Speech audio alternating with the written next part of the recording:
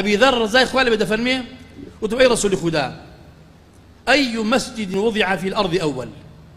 كم مزقوا لسر زاوية كم جاء دروس كلاوة فرمي المسجد الحرام مسجد الحرام كعبة يا كم مزقوا ولا سر زاوية دروس كردوا آية ملائكة دروس كردوا يا آدم أمدو قولها يا إبراهيم دعمي كردوا سلام إخواني بيا قلت ثم أي وتبدواي أو كم مزقوا دوم مزقوا لسر زاوية فرمي المسجد الأقصى مزقوا أقصى بويدر الأقصى وتدور تري شو هذا لما مكة بالنسبة للعبادة كردوا روشن بوي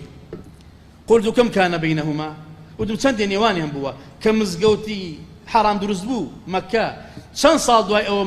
قدس درس بو فربي 40 سنة شر صال دواي أو درس بو ثم أينما أدركتك الصلاة بعد فصله فإن الفضل فيه رواه البخاري لهرجة جيك كاتي نيوش هات بالو يش نبي نيوش يخود بكو أجر باداش يخود هي أو باداش جيتي نيوش زي ببينصد نيوش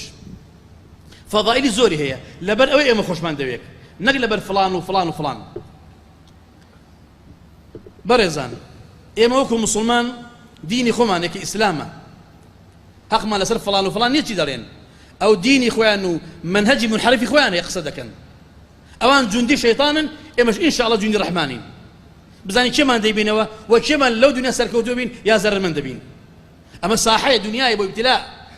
جندي كان الشيطان جندي كان الرحمن لصراعا إما ديني خمان هيا تعاليبي خمان هيا واجب دوا ديني خمان بكوين إيش بتعاليبي ديني خمان بكوين دروسني يقصي علماني كان تأثير مان لبكات يقصي بباوران يان قومية شوفيني متعصبة كان إما وكم مسلمان همو ظلمي رفزكين همو تعدايق رفزك رقم ليتي أجر ظالم ومعتدي هالكسي بيت لهالكسي يبكات ودفاع دك إلا مظلوم لتعدى لكراو لستم لكراو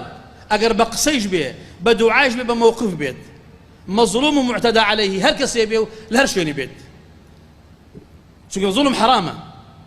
تعدى حرامة داجر كردني أرض آي مسلمان حرامة لهرجة جيبن